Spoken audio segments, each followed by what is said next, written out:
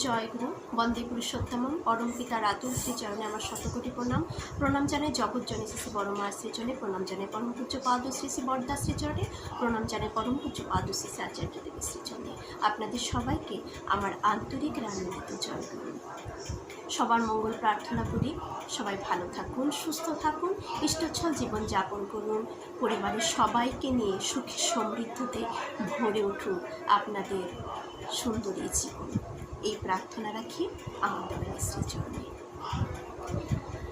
আজকে যে বিষয় নিয়ে আমি আলোচনা করব তা আপনারা থাম্বনেল দেখে বুঝে গেছেন বা টাইটেল দেখেও বুঝে গেছেন।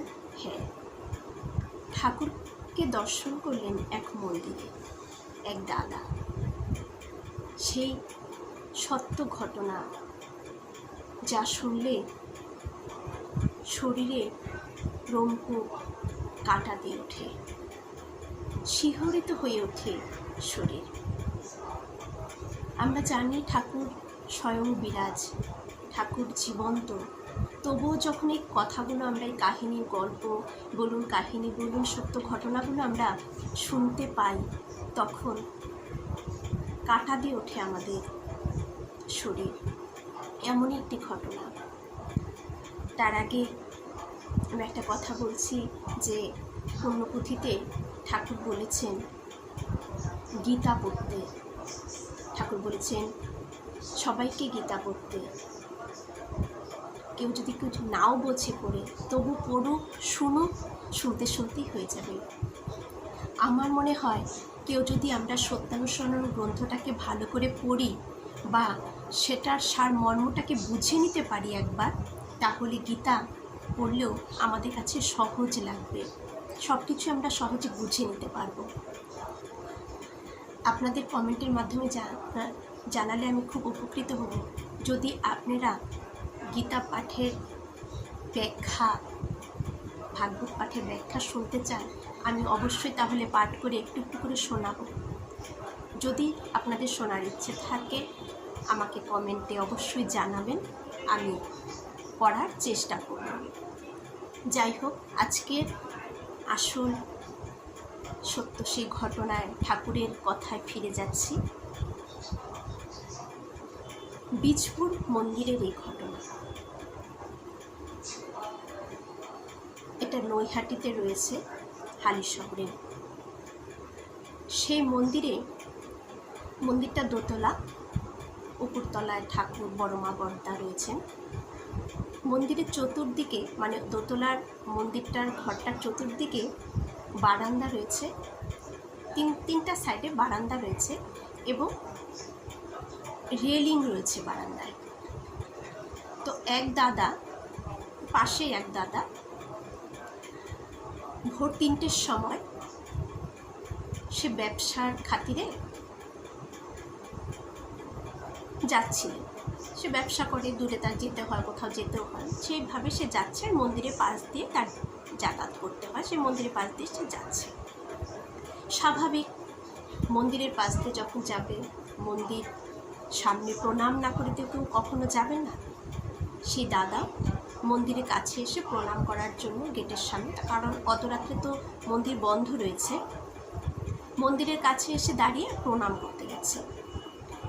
তখন সে দাদা দেখে সে বারান্দার যে রেলিং, সেই রেলিংয়ে একটা হাত দিয়ে, আমরা অনেক সময় রেলিংটার মধ্যে এভাবে একটু বাঁকা হয়ে একটু বসার মতন করে রেলিং ধরে থাকি না, ঠিক সেই ঠাকুর ঠিক সেইভাবে রেলিংটাকে ধরে একটু বাঁকা হয়ে একটু বসার মতো করে ঠাকুর বসে রয়েছে।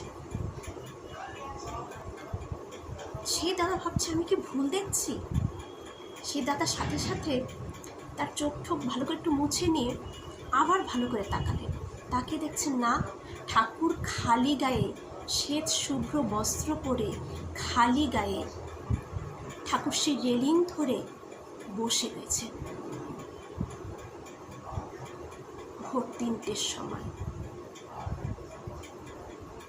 সেই দাদা, তখন তার কি অবস্থা হতে পারে যে ঠাকুরকে স্বয়ং চোখে দেখছেন। প্রণাম করে তারপর হয়তো, তারপরটুকু আর জানি না, তারপর হয়তো আরেকবার, সারাক্ষণ তো আর দেখা দেবেন না তিনি, দয়া করে তাকে দেখা দিয়েছেন। তারপর সকালে সেই মন্দিরের এক পুরোহিত দাদাকে কথাটা সে জানায়, সেখান থেকে আমার জানা ঠাকুর কিন্তু সত্যি জীবন্ত রয়েছেন। শুধু আমাদের এই চোখ দুটো যদি বিশ্বাস থাকে, সবসময় যদি আমরা নামের মধ্যে থাকি, তাকে দেখার ইচ্ছের অনুভব করি, আমরা কিন্তু দেখতে পাই।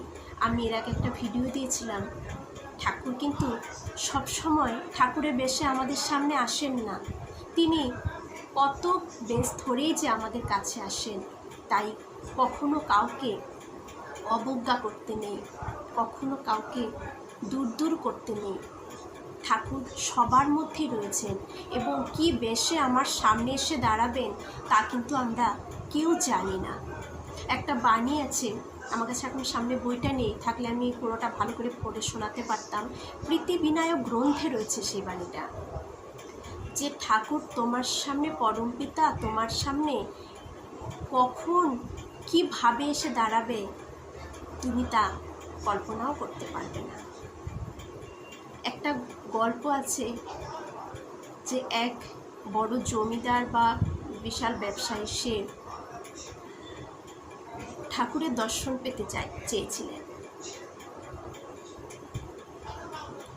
তার বাড়িতে এরকম অষ্টপ্রহর দিয়েছেন, কীর্তন বড় সুন্দর করে ঠাকুরের সাজিয়েছেন, গেট করেছেন, রাস্তা করেছেন যে ঠাকুর তার বাড়িতে আসবে, শ্রীকৃষ্ণ তার বাড়িতে আসবেন। প্রথমে এলেন এক ভিক্ষুক সেজে, ভিক্ষুক আসাতে তাকে দূর দূর করলেন, বলছে এত সুন্দর আমার প্রভু আসবে সাজিয়েছে, তুমি এগুলোকে নোংরা করো না। তাকে তাড়িয়ে দিলেন। বললেন ঠাকুর শ্রীকৃষ্ণকে বলছেন, আপনি আমাকে কথা দিয়েছিলেন আসবেন, কোথায় এলেন না তো? তখন ঠাকুর বললেন, আমি তো গিয়েছিলাম এই বেশে, তুই তো আমাকে চিনতে পারিসনি। বলল, এরাম আমি এটা কী করলাম? পরদিন আসবেন, পরদিন যত ভিক্ষুক রয়েছে সবাইকে বলেছে কোনো ভিক্ষুক এলে তাকে তাড়াতে না, কারণ তার মধ্যে ঠাকুর রয়েছেন। পরের দিন একটা মাল বোঝা ওরা এক কুলি এসেছেন, সেই কুলিকেও দূর দূর করে তাড়িয়ে দিলেন। আবার ঠাকুরকে বললেন, ঠাকুর শ্রীকৃষ্ণ সে একই কথা বললেন, আজকে আমি এই বেশে গিয়েছিলাম, তুই আমাকে তাও চিনতে পারলি না। ঠিক তাই, কখন কোন বেশে ঠাকুর আমার দৌড়ে এসে দাঁড়াবেন আমরা কিন্তু কেউ জানি না। তাই সবার সাথে সব সময় সুন্দর ব্যবহার করতে হয়, ভালো ব্যবহার করতে হয়। কাউকে কিছু দেওয়ার, কেউ কিছু চাইলে যদি কাউকে কিছু দিতে নাও পারি, আমার সে সামর্থ্য যদি তখন না থাকে, আমি দুটো মিষ্টি কথা যেন তার সাথে বলি, খুব সুন্দর ব্যবহার যেন করি, কারণ সব কিছুর মধ্যেই তো আমার পরম পিতা রয়েছে। জয় গুরু, বন্দে পুরুষোত্তম। সবার মঙ্গল প্রার্থনা করি, সবাইকে জীবন্ত করে সবার ভেতরে ঠাকুরকে জীবন্ত করে রাখুন নামের মধ্য দিয়ে। জয় গুরু।